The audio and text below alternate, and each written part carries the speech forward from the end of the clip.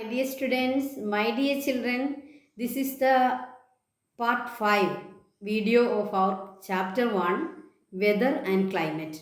പ്രിയപ്പെട്ട കുട്ടികളെ, weather and climate എന്നുള്ള നമ്മുടെ ഫസ്റ്റ് ചാപ്റ്ററിൻ്റെ ജോഗ്രഫി ഫസ്റ്റ് ചാപ്റ്ററിൻ്റെ അഞ്ചാമത്തെ ക്ലാസ്സാണ് നമ്മൾ ഇന്ന് നടത്തുന്നത്. നമുക്കറിയാം, നമ്മൾ ഈ വെതർ ആൻഡ് ക്ലൈമറ്റ് എന്നുള്ള ചാപ്റ്റർ ഒരു ലോങ് ചാപ്റ്ററാണ്, കുറച്ച് ലെങ്തിയാണ്.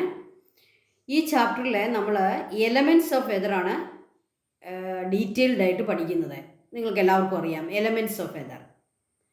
അപ്പോൾ ഇന്ന് നമ്മൾ പഠിക്കുന്നത് വിൻഡിനെ പറ്റിയാണ്. എലമെൻറ്റ്സ് ഓഫ് വെതറിൽ വിൻഡ് ഒരു പ്രധാനപ്പെട്ട ഒരു എലമെൻ്റാണ്. അപ്പോൾ നമുക്കിന്ന് വിൻഡ് എന്താണ്, വിൻഡ് അതിൻ്റെ ക്ലാസിഫിക്കേഷൻ എന്തൊക്കെയാണ്, ഡിഫറെൻറ്റ് ടൈപ്സ് ഓഫ് വിൻഡ്സ്, വിൻഡുമായിട്ട് അതിൻ്റെ ഡയറക്ഷൻ, അതിൻ്റെ സ്പീഡ്, എന്തൊക്കെ ഇൻസ്ട്രുമെൻറ്റ്സ് ആണ് വിൻഡിൻ്റെ സ്പീഡും ഡയറക്ഷനും ഒക്കെ മെഷർ ചെയ്യാൻ വേണ്ടി ഉപയോഗിക്കുക. അങ്ങനെ വിൻഡിനെ സംബന്ധിച്ച ഒരു ക്ലാസ്സാണ് നമ്മൾ ഇന്ന് നടത്തുന്നത്. ഓക്കെ, അപ്പോൾ ഇത് വളരെ പ്രധാനപ്പെട്ടതാണ്. കാരണം വിൻഡുമായിട്ട് കണക്റ്റഡ് ആയിട്ട് നമുക്ക് പരീക്ഷയ്ക്ക് ചോദ്യങ്ങളുണ്ടാവും. അതുകൊണ്ട് എല്ലാവരും ശ്രദ്ധിച്ച് പഠിക്കുക. Okay, winds. അപ്പോൾ ഫസ്റ്റ് ക്വസ്റ്റ്യൻ നമുക്ക് എടുക്കാം. What are winds? എന്താണ് wind? Winds are the horizontal movement of air from high pressure area to low pressure area. അപ്പോൾ ഒരു ഹൈ പ്രഷർ ഏരിയയിൽ നിന്നും ലോ പ്രഷർ ഏരിയയിലേക്ക് മാത്രമേ എയർ ഫ്ലോ ഉണ്ടാകത്തുള്ളൂ. അതുകൊണ്ട് വിൻഡ് എപ്പോഴും from high pressure area to low pressure area. ഇനി അടുത്തതായിട്ട് നമ്മൾ ശ്രദ്ധിക്കേണ്ട രണ്ടാമത്തെ അതിൻ്റെ പോയിന്റ് എന്ന് പറയുന്നത്, it is the horizontal movement of air. Okay, അപ്പോൾ മൂവ്മെൻറ്റ് ഓഫ് എയർ എന്ന് പറയുന്നത് രണ്ട് ടൈപ്പിലാകാം, വെർട്ടിക്കൽ മൂവ്മെൻറ്റും ഹൊറിസോണ്ടൽ മൂവ്മെൻറ്റും. വെർട്ടിക്കൽ മൂവ്മെൻറ്റ് എന്ന് പറയുമ്പോൾ അവിടെ എയർ ഫ്ലോ മാത്രമേ ഉണ്ടാവുന്നുള്ളൂ. നമ്മൾ പഠിച്ചതാണ്, നമ്മുടെ ഇക്വറ്റോറിയൽ ഏരിയയിൽ എപ്പോഴും എയർ ഫ്ലോ എന്ന് പറയുന്നത് വെർട്ടിക്കലാണ്. കാരണം equatorial area high temperature area ആയതുകൊണ്ട് തന്നെ എപ്പോഴും അവിടെയുള്ള എയർ ഹീറ്റാവുകയും അതിൻ്റെ വെയിറ്റ് കുറഞ്ഞ് അത് മുകളിലേക്ക് വരികയും ചെയ്യും. അപ്പം ഒരു വെർട്ടിക്കൽ മൂവ്മെൻ്റ് ആണ് അവിടെ ഉണ്ടാവുക. അതിനെ നമ്മൾ വിൻഡെന്ന് വിളിക്കുന്നില്ല. ഓക്കെ, എന്നാൽ ഹൊറിസോണ്ടൽ മൂവ്മെൻറ്റ്, ആ വേർഡ് നിങ്ങൾ ഓർത്തോണം. Winds are the horizontal movement of air from high pressure area to low pressure area. ഇനി വിൻഡിൻ്റെ മറ്റ് രണ്ട് പ്രത്യേകതയും കൂടെ നമുക്ക് നോക്കാം. Winds are of different types varying from light breeze to devastating gales. അപ്പോൾ ലൈറ്റായിട്ടുള്ള ബ്രീസ്, നമ്മൾ ഇളം തെന്നൽ എന്നൊക്കെ പറയുന്ന ലൈറ്റ് ബ്രീസ് തൊട്ട് ഡിവാസ്റ്റേറ്റിംഗ് ഗെയിൽസ് വരെ different types of winds. Okay, അപ്പോൾ വളരെ നാശകാരിയായ ടൊർണാഡോ ഒക്കെ പോലെയുള്ള വളരെ നാശകാരിയായിട്ടുള്ള വിൻഡ് മുതൽ വളരെ ലൈറ്റായിട്ടുള്ള ബ്രീസ് വരെ, സീ ബ്രീസ് അല്ലേ, ലാൻഡ് ബ്രീസ് എന്നൊക്കെ നമ്മൾ പറയും, ലൈറ്റായിട്ടുള്ള ബ്രീസ് വരെ ഡിഫറെൻറ്റ് ടൈപ്സ് ഓഫ് വിൻഡ്സ് ഉണ്ട്. Winds are named according to the direction from which they blow. വിൻഡിന് പേര് കൊടുക്കുന്നത് എങ്ങനെയാണ്? പലപ്പോഴും നമ്മൾ ഈ വിൻഡുകൾക്ക് പേരിടുന്നതിനെ സംബന്ധിച്ച് നമുക്ക് കൗതുകം തോന്നാറുണ്ട്. എങ്ങനെയാണ് ഈ വിൻഡുകൾക്ക് ഇങ്ങനെ പേര് വരിക? ഓക്കെ, വിൻഡിന് പേരിടാനായിട്ട് ഇൻ്റർനാഷണലി അതിൻ്റെ റൂളെന്ന് പറയുന്നത് according to the direction from which they blow. ഏത് ഡയറക്ഷനിൽ നിന്നാണോ ആ വിൻഡ് സ്റ്റാർട്ട് ചെയ്യുന്നത്, അത് എവിടെ നിന്നാണോ വീശുന്നത്, ആ ഡയറക്ഷൻ അനുസരിച്ചാണ് വിൻഡിന് പേരിടുക. എക്സാമ്പിൾ നിങ്ങൾക്കറിയാം, south west monsoon wind, north east monsoon wind, sea breeze, land breeze. ലാൻഡിൽ നിന്ന് സ്റ്റാർട്ട് ചെയ്യുമ്പോൾ നമ്മൾ ലാൻഡ് ബ്രീസ് എന്ന് പറയും, സീയിൽ നിന്ന് സ്റ്റാർട്ട് ചെയ്യുമ്പോൾ സീ ബ്രീസ് എന്ന് പറയും, സൗത്ത് വെസ്റ്റ് ഭാഗത്തു നിന്ന് വരുമ്പോൾ സൗത്ത് വെസ്റ്റ് മൺസൂൺ എന്ന് പറയും, നോർത്ത് ഈസ്റ്റ് ഭാഗത്തു നിന്ന് വരുമ്പോൾ നോർത്ത് ഈസ്റ്റ് മൺസൂൺ എന്ന് പറയും. അപ്പോൾ വിൻഡ് ഏത് സ്ഥലത്തു നിന്ന് അത് ബ്ലോ ചെയ്യുന്നു ആ ഡയറക്ഷൻ അനുസരിച്ച് വിൻഡിന് നെയിം കൊടുക്കുന്നു. ഓക്കെ, അപ്പോൾ വിൻഡ് ഡിഫറെൻറ്റ് ടൈപ്സ് ഉണ്ട്. വിൻഡിന് നെയിം കൊടുക്കുന്നത് അതിൻ്റെ ഡയറക്ഷൻ നോക്കിയിട്ടാണ്. അതുപോലെ തന്നെ it is the horizontal air movement from high pressure area to low pressure area. Okay, then What are the factors influencing the direction of wind? ഒരു വിൻഡിനെ സംബന്ധിച്ച് അതിന് 2 ക്വാളിറ്റീസ് ആണുള്ളത്. ഒന്നാമത്തത് ആ വിൻഡിന് ഒരു ഡയറക്ഷൻ ഉണ്ടായിരിക്കും, രണ്ടാമത്തത് അതിനൊരു സ്പീഡ് ഉണ്ടായിരിക്കും. ഓക്കെ, അപ്പോൾ വിൻഡിൻ്റെ ആ 2 ക്വാളിറ്റിയും എങ്ങനെ ഉണ്ടാകുന്നു എന്നാണ് നമ്മൾ പഠിക്കുന്നത്. What are the factors influencing the direction of wind? ഒരു വിൻഡിൻ്റെ ഡയറക്ഷനെ ഇൻഫ്ലുവൻസ് ചെയ്യുന്ന ഫാക്ടേഴ്സ് ഏതൊക്കെയാണ്? First one Coriolis effect, second one topography. ആ സ്ഥലത്തിൻ്റെ ടോപ്പോഗ്രഫി അതിൻ്റെ ഡയറക്ഷനെ അഫക്റ്റ് ചെയ്യും. നമുക്കത് ഡീറ്റെയിൽഡ് ആയിട്ട് പഠിക്കാനില്ല. എന്നാൽ കോറിയോലിസ് ഇഫക്റ്റ് നമുക്ക് പഠിക്കാനുണ്ട്. ഈ കോറിയോലിസ് ഫോഴ്സ് കൊണ്ടും വിൻഡിന് ഡയറക്ഷൻ ചേഞ്ച് ഉണ്ടാവും. എന്താണ് ഈ കോറിയോലിസ് ഫോഴ്സ്? നിങ്ങളത് ഓൾറെഡി നിങ്ങൾക്ക് കോറിയോലിസ് ഫോഴ്സിനെ പറ്റി ഒരു അതിനെപ്പറ്റി നിങ്ങൾക്കറിയാം, നിങ്ങളത് പ്രീവിയസ് ക്ലാസ്സിൽ പഠിച്ചിട്ടുണ്ട്. എന്നാലും നിങ്ങളെ ഓർമ്മിപ്പിക്കാൻ വേണ്ടി ഞാനത് പറയുകയാണ്. കോറിയോലിസ് ഫോഴ്സ് എന്ന് പറയുന്നത് ഈ എർത്തിൻ്റെ റൊട്ടേഷൻ കൊണ്ട് ഇവിടെ ഉണ്ടാകുന്ന ഒരു പർട്ടിക്കുലർ ഒരു ഫിനോമിനനാണ് കോറിയോലിസ് ഫോഴ്സ്. എന്താണ് ആ ഫിനോമിനൻ? അത് ആരും ഉണ്ടാക്കുന്ന ഫോഴ്സ് അല്ല, അത് നാച്ചുറലി എർത്തിൻ്റെ റൊട്ടേഷൻ്റെ ആ ഒരു എനർജി കൊണ്ടുണ്ടാകുന്ന ഒരു പർട്ടിക്കുലർ ഒരു അവസ്ഥയാണ് കോറിയോലിസ് ഫോഴ്സ്. അതിൻ്റെ ഒരു ഫിനോമിനനാണ് കോറിയോലിസ് ഫോഴ്സ്. എന്താണിത്? എനി മൂവിങ് ബോഡീസ്, ഏതൊരു മൂവിങ് ബോഡിയും ഇക്വേറ്റർ ക്രോസ് ചെയ്ത് നോർത്തേൺ ഹെമിസ്ഫിയറിൽ അതിൻ്റെ ഡയറക്ഷൻ ഡിഫ്ലീറ്റ് ചെയ്യുന്നു. എങ്ങോട്ട് ഡിഫ്ലീറ്റ് ചെയ്യുന്നു? Towards the right of its direction. അത് ഏത് ഡയറക്ഷനിൽ നിന്ന് വരുന്നോ അതിൻ്റെ റൈറ്റിലേക്ക് ഡിഫ്ലീറ്റ് ചെയ്യുന്നു in the northern hemisphere. And in the southern hemisphere it deflected towards the left. Southern ഹെമിസ്ഫിയറിലേക്ക് ഈ മൂവിങ് ബോഡി വരുമ്പോൾ, അല്ലെങ്കിൽ ഈ മൂവിങ് എലമെൻറ്റ് വരുമ്പോൾ, അത് അതിൻ്റെ ലെഫ്റ്റിലേക്ക് ഡിഫ്ലീറ്റ് ചെയ്യുന്നു. ഈ ഒരു ഡിഫ്ലീഷൻ, ഈ ഒരു ഡയറക്ഷൻ ചേഞ്ച് ഈ എർത്തിലുണ്ടാകുന്നു. അത് സംഭവിക്കുന്നത് എവിടെ വെച്ചാണ്? ഈ ഇക്വറ്റോറിയൽ ഏരിയയിലാണ്. ഇക്വറ്റോറിയൽ ഏരിയയിൽ വെച്ച് നോർത്തേൺ ഹെമിസ്ഫിയറിൽ നിന്ന് വരുന്ന ഏതൊരു വസ്തുവും അത് വരുന്ന ഡയറക്ഷൻ്റെ ഇടത്തോട്ടും, സൗത്തേൺ ഹെമിസ്ഫിയറിൽ നിന്നും പോകുന്ന വസ്തു ഇക്വേറ്റർ ക്രോസ് ചെയ്ത് നോർത്തിലേക്ക് പ്രവേശിക്കുമ്പോൾ അത് വരുന്ന ഡയറക്ഷൻ്റെ റൈറ്റിലേക്കും ഡിഫ്ലീറ്റ് ചെയ്യുന്നു. ഓക്കെ, ഇതിന് ബെസ്റ്റ് എക്സാമ്പിളാണ് സൗത്ത് വെസ്റ്റ് മൺസൂണും നോർത്ത് ഈസ്റ്റ് മൺസൂണും ഒക്കെ. ഈ മൺസൂൺ കാറ്റുകൾ അതിൻ്റെ ഡയറക്ഷൻ ചേഞ്ച് ചെയ്യുന്നുണ്ട്. നമുക്കറിയാം മൺസൂൺ വിൻഡ് എന്ന് പറയുന്നത് അത് ട്രേഡ് വിൻഡാണ്. അപ്പോൾ സൗത്ത് ഹെമിസ്ഫിയറിൽ നിന്നും അത് south east trade wind equator cross ചെയ്യുമ്പോൾ റൈറ്റിലേക്ക് ഡിഫ്ലീറ്റ് ചെയ്യുമ്പോഴാണ് കോറിയോലിസ് ഫോഴ്സ് കാരണമാണ് അത് സൗത്ത് വെസ്റ്റായിട്ട് മാറുക. ഓക്കെ, അപ്പോൾ നമുക്ക് മറ്റൊരു ചാപ്റ്ററിൽ ഇതിനെപ്പറ്റി ഡീറ്റെയിൽഡ് ആയിട്ട് പഠിക്കാനുള്ളത് കൊണ്ട് തൽക്കാലം ഇത്രയും മനസ്സിലാക്കുക. കോറിയോലിസ് ഫോഴ്സ് കൊണ്ട് നോർത്തേൺ ഹെമിസ്ഫിയറിൽ എല്ലാ വസ്തുക്കളും, പ്രത്യേകിച്ച് എയർ ഒരു ഫ്രീലി മൂവിങ് വസ്തുവാണെന്ന് നമുക്ക് കരുതാം. അപ്പോൾ എയറും എങ്ങോട്ട് ഡിഫ്ലീറ്റ് ചെയ്യുന്നു? നോർത്തേൺ ഹെമിസ്ഫിയറിൽ അതിൻ്റെ ഡയറക്ഷൻ്റെ റൈറ്റിലേക്കും സൗത്തേൺ ഹെമിസ്ഫിയറിൽ അത് വരുന്ന ഡയറക്ഷൻ്റെ ലെഫ്റ്റിലേക്കും ഡിഫ്ലീറ്റ് ചെയ്യുന്നു. സോ ഈ വിൻഡിൻ്റെ ഡയറക്ഷനെ അഫക്റ്റ് ചെയ്യുന്ന ഒരു പർട്ടിക്കുലർ ഫാക്ടറാണ് കോറിയോലിസ് ഫോഴ്സ്. ഓക്കെ, ദെൻ ടോപ്പോഗ്രഫിയും വിൻഡിൻ്റെ ഡയറക്ഷനെ ചെറിയ രീതിയിൽ അഫക്റ്റ് ചെയ്യുന്നുണ്ട്. Okay, then what are the factors influencing the speed and intensity of the wind? നമുക്കറിയാം വിൻഡിൻ്റെ രണ്ടാമത്തെ അതിൻ്റെ ക്വാളിറ്റി എന്ന് പറയുന്നത് അതിൻ്റെ സ്പീഡ്, അതിൻ്റെ ഇൻറ്റൻസിറ്റി അല്ലേ? അതിൻ്റെ സ്പീഡ്.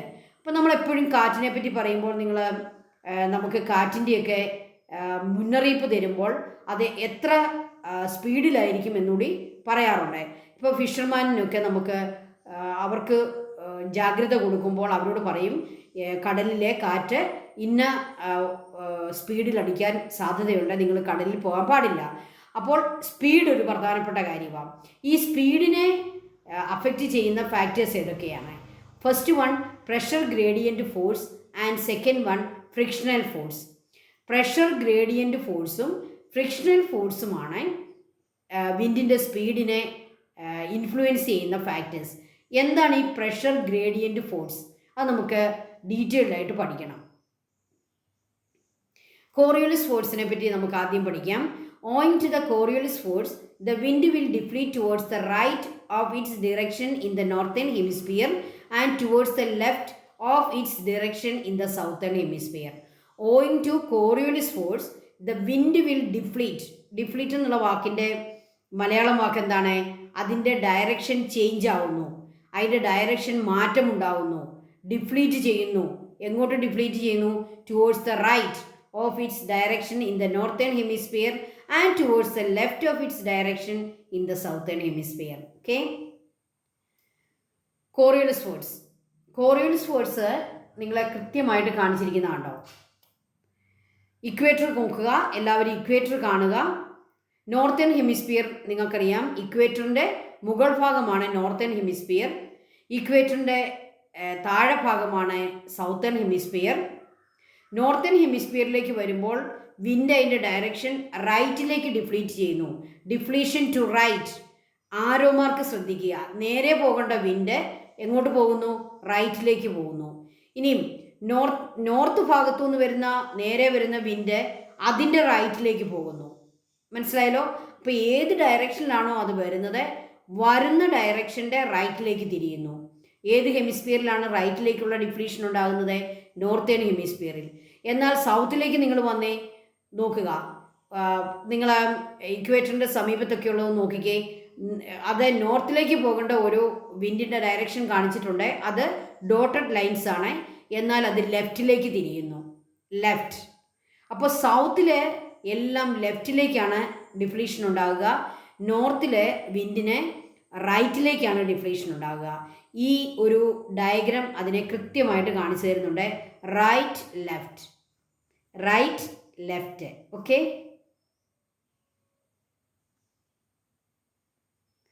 Then pressure gradient. നമുക്ക് ഈ പ്രഷർ ഗ്രേഡിയൻ്റ് ഒന്ന് കാണാം, അതിനുശേഷം നമുക്കിത് പഠിക്കാം. നമുക്ക് അതിൻ്റെ പിക്ചർ ഒന്ന് കാണാം. ഇതാണ് പ്രഷർ ഗ്രേഡിയൻ്റ്. നോക്കുക, ഇവിടെ ഐസോബാറുകൾ കാണിച്ചിട്ടുണ്ട്. എന്താണ് ഐസോബാർ? ഒരേ അറ്റ്മോസ്ഫിയറിക് പ്രഷറുള്ള സ്ഥലങ്ങളെ യോജിപ്പിച്ചുകൊണ്ട് വരയ്ക്കുന്ന സ്മൂത്ത് കേർവ്ഡ് ലൈൻസ് ആണ് ഐസോബാറുകൾ. നമ്മൾ പഠിച്ചതാണ്. അപ്പോൾ ഒന്നാമത്തെ പിക്ചറിലേക്ക് നോക്കുക. അവിടെ ഐസോബാറുകൾ ഏതൊക്കെയാണ്? 998 മില്ലിബാർ, 1000 മില്ലിബാർ, 1002 മില്ലിബാർ, 1004 മില്ലിബാർ. 4ഓളം ഐസോബാറുകൾ കൊടുത്തിട്ടുണ്ട്. ഒരു ആദ്യത്തെ ഐസോബാർ എന്ന് പറയുന്നത് ഏറ്റവും പ്രഷർ കൂടിയതാണ്, 1004 ആണ് അതിൻ്റെ പ്രഷറിൻ്റെ മില്ലിബാർ. രണ്ടാമത്തെ ഐസോബാർ 1002, കുറച്ചുകൂടി കുറഞ്ഞ ഒരു പ്രഷറാണ് കാണിക്കുന്നത്. 1000 ആണ് നെക്സ്റ്റ് ഐസോബാർ. 998 ആണ് അവസാനത്തെ പിന്നെ ഐസോബാർ. അത്രയും മില്ലിബാറേ ഉള്ളൂ. ഓക്കെ. അപ്പോൾ ഈ ഐസോബാറുകളെ കുറച്ച് അകന്നായിരിക്കുന്നത് കണ്ടല്ലോ, കുറച്ച് അകന്നാണ് ഇരിക്കുന്നത്. ഐസോബാറുകൾ തമ്മിലുള്ള ആ ഒരു ഡിസ്റ്റൻസ് നിങ്ങൾ ശ്രദ്ധിക്കുക, അത് ഡിസ്റ്റൻസ് കൂടുതലാണ്. എന്നാൽ നിങ്ങൾ രണ്ടാമത്തെ പിക്ചറിലേക്ക് വന്നേ, അവിടെയും സെയിം ഐസോബാറുകളാണ്. 998, 1000, 1002, 1004, 1006, 1008, 1010 ഐസോബാറുകൾ. ഡിഫറെൻറ്റ് അറ്റ്മോസ്ഫിയറിക് പ്രഷറുള്ള ഐസോബാറുകളെ ക്ലോസ് ആയിട്ടാണ് ഇരിക്കുന്നത്. അവർ തമ്മിലുള്ള ഡിസ്റ്റൻസ് വളരെ ക്ലോസ് ആണ്. ഓക്കെ. അപ്പോൾ രണ്ട് സിറ്റുവേഷൻ ഉണ്ടാകാം. ഇങ്ങനെ ഐസോബാറുകളെ വളരെ അകന്നിരിക്കുന്ന ഒരു സിറ്റുവേഷൻ ക്രിയേറ്റ് ചെയ്യപ്പെടാം, അടുത്തിരിക്കുന്ന സിറ്റുവേഷൻ ക്രിയേറ്റ് ചെയ്യപ്പെടാം. ഈ രണ്ട് പോസിബിലിറ്റിയും നമ്മുടെ അറ്റ്മോസ്ഫിയറിൽ കാണപ്പെടുന്നുണ്ട്. ചിലപ്പോൾ ഐസോബാറുകൾ ഇങ്ങനെ ഡിസ്റ്റൻസിലായിരിക്കും ഇരിക്കുക, ചില സമയത്ത് ഐസോബാറുകൾ വളരെ ക്ലോസ്ഡ് ആയിരിക്കും. അപ്പോൾ ഡിഫറെൻറ്റ് ടെമ്പറേച്ചർ ഉള്ള സ്ഥലങ്ങൾ ക്ലോസ് ആയിട്ടിരുന്നാൽ എന്ത് സംഭവിക്കും, അത് അകന്നിരുന്നാൽ എന്ത് സംഭവിക്കും, നമുക്കൊന്ന് പഠിക്കാം. Pressure gradient is the change in pressure over a horizontal distance. Horizontal ഡിസ്റ്റൻസിലെ ഈ പ്രഷറിൽ ഉണ്ടാകുന്ന ചേഞ്ചാണ് ഈ പ്രഷർ ഗ്രേഡിയൻ്റ് എന്ന് പറയുന്നത്. ഹൊറിസോണ്ടൽ ഡിസ്റ്റൻസിൽ പ്രഷറിൽ ഉണ്ടാകുന്ന ചേഞ്ച് നമ്മൾ കണ്ടു. 998, 1000, 1002, 1004, 1006 ഇങ്ങനെ പല പ്രഷറുള്ള സ്ഥലങ്ങളിലെ ആ ചേഞ്ച് അതിൻ്റെ ഡിസ്റ്റൻസ്. ചേഞ്ച് മീൻസ് അവിടെ നമുക്ക് മനസ്സിലാകാൻ വേണ്ടി നിങ്ങളൊന്ന് മനസ്സിലാക്കുക, ആ ഐസോബാറുകൾ തമ്മിലുള്ള ഡിസ്റ്റൻസ്, അതാണ് പ്രഷർ ഗ്രേഡിയൻറ്റ്. ഓക്കെ, അതിനിവിടെ കൊടുത്തിരിക്കുന്ന വേർഡ് ഡിസ്റ്റൻസ് എന്നതിനേക്കാൾ കഴിഞ്ഞ് ചേഞ്ച് എന്നാണ്. Pressure gradient is A change in pressure over a horizontal distance. If there is considerable change in pressure between nearby places, it indicate high pressure gradient. അപ്പം നമ്മൾ കണ്ട if there is considerable change in pressure between nearby places, it indicate high pressure gradient. അപ്പോൾ ഏതാണ് നമ്മൾ കണ്ട പിക്ചറിലെ high pressure gradient? രണ്ടാമത്തെ പിക്ചറാണ് high pressure gradient. കാരണം different പ്രഷറുള്ള സ്ഥലങ്ങളെ തമ്മിൽ അല്ലെങ്കിൽ അടുത്തിരിക്കുന്ന സ്ഥലങ്ങൾ തമ്മിൽ വലിയ പ്രഷറിൻ്റെ ഡിഫറൻസ് ആണ്. അടുത്തിരിക്കുന്ന സ്ഥലങ്ങൾ തമ്മിൽ വലിയ പ്രഷർ ഡിഫറൻസ് ആണ്. തൊട്ടടുത്തിരിക്കുന്ന രണ്ട് സ്ഥലങ്ങൾ 998ഉം 1000ഉം കേട്ടോ, പ്രഷർ ഡിഫറൻസ് ആണ്. അപ്പോൾ രണ്ടാമത്തെ ഈ പിക്ചറാണ് ഇവിടെ സൂചിപ്പിക്കുക. Okay, if there is considerable change in pressure between nearby places, it indicate high pressure gradient. If there is no considerable difference in pressure over horizontal distance, pressure gradient is said to be low. അപ്പോൾ ഈ law pressure gradient എന്ന് പറയുന്നത് ഇവിടെ ഏത് ചിത്രമാണ്? ഒന്നാമത്തെ ചിത്രമാണ്. Law pressure gradient ആണ് first picture, high pressure gradient ആണ് സെക്കൻഡ് പിക്ചർ. നിങ്ങൾക്ക് മനസ്സിലായോ? ഇത് മനസ്സിലാക്കാൻ കുറച്ച് ബുദ്ധിമുട്ടാണ്, അതുകൊണ്ട് നിങ്ങൾക്ക് മനസ്സിലായോ എന്ന് നോക്കുക. കുട്ടികളെ, എപ്പോഴാണ് ഹൈ പ്രഷർ ഗ്രേഡിയൻ്റ് ആണെന്ന് പറയുന്നത്? അടുത്തിരിക്കുന്ന സ്ഥലങ്ങൾ തമ്മിൽ, വളരെ ചേർന്നിരിക്കുന്ന സ്ഥലങ്ങൾ തമ്മിൽ പ്രഷറിൻ്റെ വലിയ വ്യത്യാസം. ഇവിടെ ഒന്നാമത്തെ പടത്തിൽ പ്രഷറിൻ്റെ വ്യത്യാസമുണ്ട്, പക്ഷേ അകന്നിരിക്കുന്ന സ്ഥലങ്ങൾ തമ്മിലാണ്. അപ്പോൾ അവിടെ വലുതായ പ്രശ്നം ഉണ്ടാകുന്നില്ല.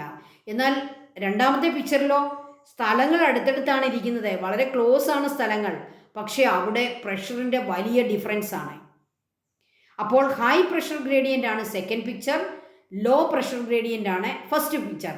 അപ്പോൾ ഞാൻ ചോദിക്കട്ടെ, ഇവിടെ വിൻഡ് ഏറ്റവും സ്ട്രോങ് ആയിരിക്കുന്നത് എവിടെയാണ്? സ്ട്രോങ് വിൻഡ് അടിക്കുന്നത് സെക്കൻഡ് പിക്ചറിൻ്റെ ആ ഒരു സിറ്റുവേഷനിലാണ്. കാരണം എന്താണ്?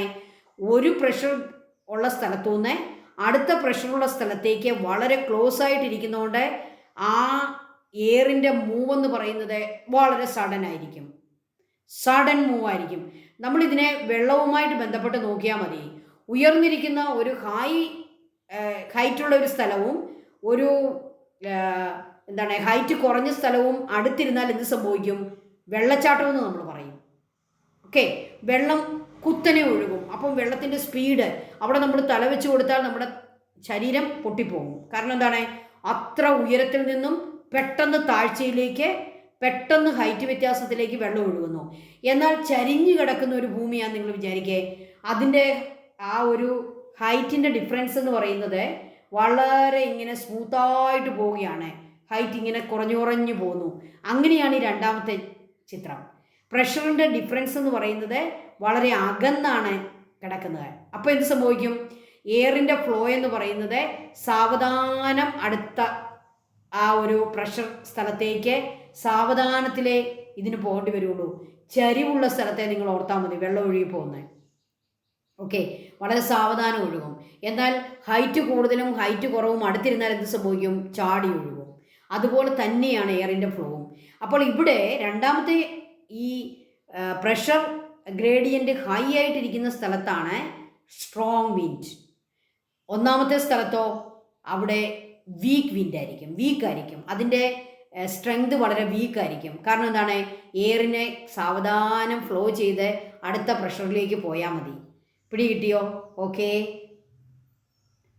So, if there is no considerable difference in pressure over horizontal distance, pressure gradient is said to be low.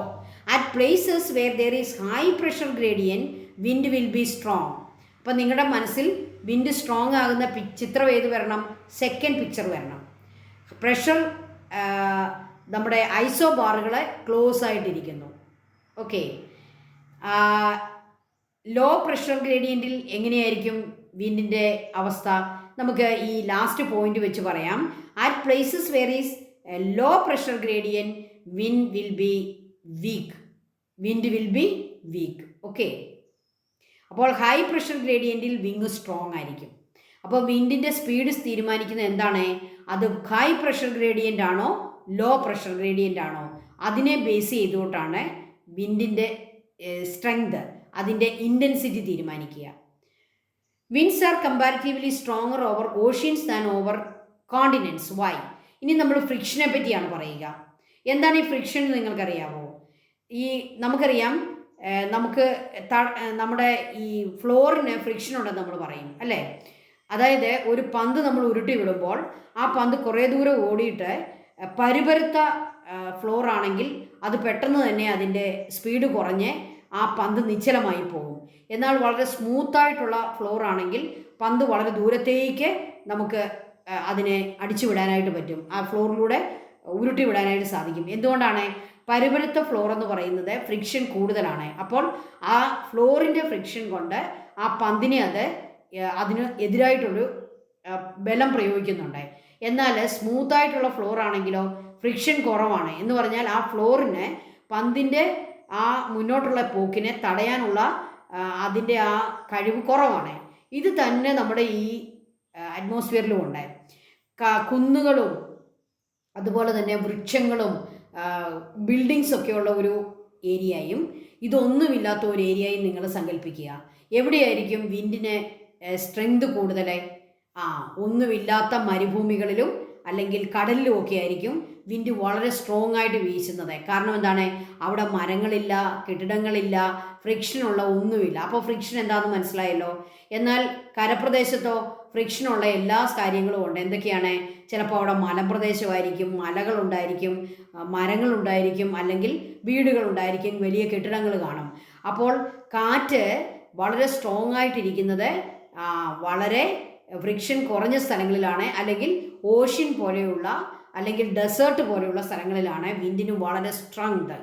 എന്നാൽ കോണ്ടിനെൻസിൽ ഇതിന് സ്ട്രെങ്ത് കുറവായിരിക്കും. കാരണം അവിടുത്തെ ടോപ്പോഗ്രഫി അല്ലെങ്കിൽ അവിടുത്തെ മാൻമെയ്ഡായിട്ടുള്ള കാര്യങ്ങളൊക്കെ അവിടെ ഉണ്ട്. ഇപ്പം മനസ്സിലായല്ലോ എന്താണ് ഫ്രിക്ഷൻ എന്ന്. Over oceans friction is low. Over oceans friction is low. Why? അവിടെ മലകളില്ല, അവിടെ കെട്ടിടങ്ങളില്ല, അവിടെ മരങ്ങളില്ല. Okay, there is nothing to obstruct the free flow of wind. അവിടെ വിൻഡിൻ്റെ ഫ്രീ ഫ്ലോയെ ഒബ്സ്ട്രക്റ്റ് ചെയ്യാൻ ഒന്നുമില്ല. Okay, so winds are comparatively stronger over oceans. The friction caused by hills, forest, manmade structures will be obstruct the free flow of wind over continents. കോണ്ടിനെൻറ്റ്സിൽ എന്താണ് സംഭവിക്കുക? The friction caused by hills, forest and man-made structures, buildings will obstruct the free flow of winds over continents. Winds are comparatively weaker over continents than over oceans. അപ്പോൾ wind കോണ്ടിനെൻസിൽ വീക്കറും ഓഷ്യൻസിൽ സ്ട്രോങ്ങും ആയിരിക്കും. കാരണം അതിനെ obstruct ചെയ്യാൻ ഓഷ്യനിൽ ഒന്നുമില്ല, എന്നാൽ കോണ്ടിനെൻറ്റിൽ പല കാര്യങ്ങളുണ്ട്. അതെന്താണെന്ന് എഴുതുക. Okay, so winds are comparatively stronger over oceans than over continents. Do you understand? Okay. അപ്പോൾ വിൻഡിൻ്റെ സ്ട്രെങ്തിനെ തീരുമാനിക്കുന്നത് പ്രഷർ ഗ്രേഡിയൻറ്റും ഫ്രിക്ഷനുമാണ്. ഓക്കെ, പ്രഷർ ഗ്രേഡിയൻ്റ് എന്താണ്? ചില സ്ഥലങ്ങളിൽ ഐസോബാറുകൾ വളരെ ക്ലോസ് ആയിരിക്കും. രണ്ട് പ്രഷറുള്ള സ്ഥലങ്ങൾ വളരെ അടുത്തായിരിക്കും ഇരിക്കുക. അവിടെ ഹൈ പ്രഷർ ഗ്രേഡിയൻ്റ് ആയതുകൊണ്ട് സ്ട്രോങ് വിൻഡ് ആയിരിക്കും. എന്നാൽ ചില സ്ഥലങ്ങളിൽ രണ്ട് ഐസോബാറുകൾ അകന്നായിരിക്കും ഇരിക്കുക. അതിൻ്റെ അർത്ഥം എന്താണ്? രണ്ട് പ്രഷറുള്ള സ്ഥലങ്ങൾ കമ്പാരിറ്റീവ്ലി ലോങ് ഡിസ്റ്റൻസിലായിരിക്കും. അങ്ങനെയുള്ള സ്ഥലങ്ങളിൽ ലോ പ്രഷർ ഗ്രേഡിയൻ്റ് ആയതുകൊണ്ട് വിൻഡ് വീക്കായിരിക്കും. അത്രയും ഓർത്താൽ മതി. ഓഷ്യനിൽ ഫ്രിക്ഷൻ കുറവായതുകൊണ്ട് സ്ട്രോങ് വിൻഡ് ആയിരിക്കും. കോണ്ടിനെൻറ്റിൽ ഫ്രിക്ഷൻ കൂടുതലായതുകൊണ്ട് വീക്ക് വിൻഡ് ആയിരിക്കും. Do you understand? ഓക്കെ, അപ്പോൾ ഇത് നമ്മൾ പഠിച്ചതാണ്. ഇവിടെ വീക്കായിരിക്കും, ഇവിടെ സ്ട്രോങ് ആയിരിക്കും. രണ്ടാമത്തെ പിക്ചറിൽ സ്ട്രോങ്ങും ആദ്യത്തെ പിക്ചറിൽ വീക്കും ആയിരിക്കും. ഓക്കെ, ഇനി ഇതൊക്കെ നമുക്ക് മെഷർ ചെയ്യാൻ പറ്റുമോ? വിൻഡിൻ്റെ സ്പീഡ് മെഷർ ചെയ്യാൻ പറ്റുമോ? വിൻഡിൻ്റെ ഡയറക്ഷൻ മെഷർ ചെയ്യാൻ പറ്റുമോ? യെസ്, അതിനൊക്കെയുള്ള ഇൻസ്ട്രുമെൻ്റ് നമുക്കുണ്ട്. ആനിമോമീറ്റർ ഉപയോഗിച്ചാണ് നമ്മൾ വിൻഡിൻ്റെ സ്പീഡ് അളക്കുക. വിൻഡ് വെയിൻ എന്ന് പറയുന്ന ഒരു ഇൻസ്ട്രുമെൻ്റ് ഉണ്ട്. അത് ഉപയോഗിച്ചാണ് നമ്മൾ വിൻഡിൻ്റെ ഡയറക്ഷൻ അളക്കുക. വിൻഡിൻ്റെ ഡയറക്ഷൻ നോക്കുന്നത് വിൻഡ് വെയിൻ ഉപയോഗിച്ചാണ്. ആനിമോമീറ്റർ ഉപയോഗിച്ചാണ് വിൻഡിൻ്റെ സ്പീഡ് അല്ലെങ്കിൽ ഇൻറ്റൻസിറ്റി അളക്കുന്നത്. വിൻഡിൻ്റെ സ്പീഡ് നമ്മളെങ്ങനെ പറയുന്നത്? 1 ഹവറിൽ വിൻഡ് എത്ര ദൂരം പോകുന്നു, 1 ഹവർ പെർ കിലോമീറ്റർ. ഓക്കെ, എത്ര കിലോമീറ്ററാണ് ഒരു അവറിൽ വിൻഡ് സഞ്ചരിക്കുക, അതാണ് അതിൻ്റെ സ്പീഡായിട്ട് നമ്മൾ പറയുന്നത്. 40 kilometre per hour, 50 kilometre per hour, അങ്ങനെയല്ലേ നമ്മൾ പറയുക. പെർ അവർ മീൻസ് ഒരവറിൽ എത്ര കിലോമീറ്റർ. ഇനി നമുക്ക് പഠിക്കാനുള്ളത് ഡിഫറെൻറ്റ് ടൈപ്സ് ഓഫ് വിൻഡ്സ് ആണ്. ഡിഫറെൻറ്റ് ടൈപ്സ് ഓഫ് വിൻഡ്, നമ്മൾ വിൻഡ് എന്താണെന്ന് പഠിച്ച ആ ഒരു ക്വസ്റ്റ്യനകത്ത് നമ്മൾ പറഞ്ഞതാണ് there are different types of winds. Okay, permanent winds, periodic winds, local winds, variable winds. Permanent ആയിട്ട് വീശുന്ന വിൻഡുകളുണ്ട്, അതിനെ പെർമനൻറ്റ് വിൻഡ്സ് എന്ന് പറയുന്നു. പലപ്പോഴും പല സീസൺ അനുസരിച്ച് പീരിയോഡിക് വിൻഡ്സ് ഉണ്ട്, അതിനെ പീരിയോഡിക് വിൻഡ്സ് എന്ന് പറയുന്നു. ലോക്കലായിട്ടുള്ള സ്ഥലത്ത് മാത്രം വീശുന്ന വിൻഡുകളുണ്ട്, അതിനെ ലോക്കൽ വിൻഡ്സ് എന്ന് പറയുന്നു. അതുപോലെ തന്നെ രാത്രി പകലനുസരിച്ച് അല്ലെങ്കിൽ മറ്റ് ചില കാരണങ്ങൾ കൊണ്ട് മാത്രം വീശുന്ന ചില വിൻഡുകളുണ്ട്, അതിനെ വേരിയബിൾ വിൻഡ്സ് എന്ന് പറയുന്നു. അങ്ങനെ 4 ടൈപ്സ് ഓഫ് വിൻഡ്സ് ഉണ്ട്. ഇതിൻ്റെ ഡീറ്റെയിൽഡ് ആയിട്ടുള്ള ഒരു ക്ലാസ് നെക്സ്റ്റ് ക്ലാസ്സിൽ നമുക്ക് ഉൾപ്പെടുത്താം. Permanent winds, periodic winds, local winds, variable winds. Okay, അപ്പോൾ ഇന്ന് നമ്മൾ എന്താണ് പഠിച്ചത്? എന്താണ് വിൻഡ്, അതിൻ്റെ ഡെഫിനിഷൻ എന്താണ്, വിൻഡിൻ്റെ 2 ക്വാളിറ്റീസ്, അതിൻ്റെ സ്പീഡ്, അതിൻ്റെ ഡയറക്ഷൻ, വിൻഡിൻ്റെ സ്പീഡിനെ അഫക്റ്റ് ചെയ്യുന്ന ഫാക്ടേഴ്സ് ഏതൊക്കെയാണെന്ന് നമ്മൾ പഠിച്ചു. വിൻഡിൻ്റെ ഡയറക്ഷനെ അഫക്റ്റ് ചെയ്യുന്ന ഫാക്ടേഴ്സ് പഠിച്ചു. വിൻഡിൻ്റെ ഡയറക്ഷനെ അഫക്റ്റ് ചെയ്യുന്ന കോറിയോലിസ് ഫോഴ്സ് ആണെന്ന് നമ്മൾ പഠിച്ചു. കോറിയോലിസ് ഫോഴ്സിനെ പറ്റി നമ്മൾ ഡീറ്റെയിൽഡ് ആയിട്ട് പഠിച്ചു. കോറിയോലിസ് ഫോഴ്സ് അനുസരിച്ച് നോർത്തേൺ ഹെമിസ്ഫിയറിൽ വിൻഡ് അതിൻ്റെ ഡയറക്ഷൻ്റെ റൈറ്റിലേക്കും സൗത്തേൺ ഹെമിസ്ഫിയറിൽ വിൻഡ് അതിൻ്റെ ഡയറക്ഷൻ്റെ ലെഫ്റ്റിലേക്കും ഡിഫ്ലീറ്റ് ചെയ്യുമെന്നാണ് കോറിയോലിസ് ഫോഴ്സ്. അതുപോലെ തന്നെ വിൻഡിൻ്റെ സ്പീഡിനെ നിശ്ചയിക്കുന്ന ഒന്നാണ് അതിൻ്റെ പ്രഷർ ഗ്രേഡിയൻ്റ്. ഹൈ പ്രഷർ ഗ്രേഡിയൻറ്റിൽ വിൻഡ് വളരെ സ്ട്രോങ് ആയിരിക്കും, ലോ പ്രഷർ ഗ്രേഡിയൻറ്റിൽ വിൻഡ് വീക്കായിരിക്കും. അതുപോലെ തന്നെ ഫ്രിക്ഷൻ കൂടുതലുള്ള കോണ്ടിനെൻറ്റിൽ വീക്കായിരിക്കും, ഫ്രിക്ഷൻ കുറവുള്ള ഓഷനിൽ അത് വളരെ സ്ട്രോങ് ആയിരിക്കും. ഡിഫറെൻറ്റ് ടൈപ്സ് ഓഫ് വിൻഡ് ഉണ്ട്. Permanent wind, periodic wind, local wind, variable wind. നമ്മളിതിനെ അടുത്ത ക്ലാസ്സിൽ ഡീറ്റെയിൽഡ് ആയിട്ട് പഠിക്കും. Okay students, thank you so much. ആരെങ്കിലും ടീച്ചറിനെ സബ്സ്ക്രൈബ് ചെയ്തിട്ടില്ലെങ്കിൽ നിങ്ങൾ സബ്സ്ക്രൈബ് ചെയ്യുക. അതുപോലെ തന്നെ നമ്മൾ ലൈക്കും കമൻറ്റും ഒക്കെ ടീച്ചർ പ്രതീക്ഷിക്കുന്നുണ്ട്. നിങ്ങളൊരു ലൈക്കും ഒരു കമൻറ്റും ഒക്കെ ഇടാനായിട്ടൊരു ശ്രദ്ധിക്കുക. Okay, thank you.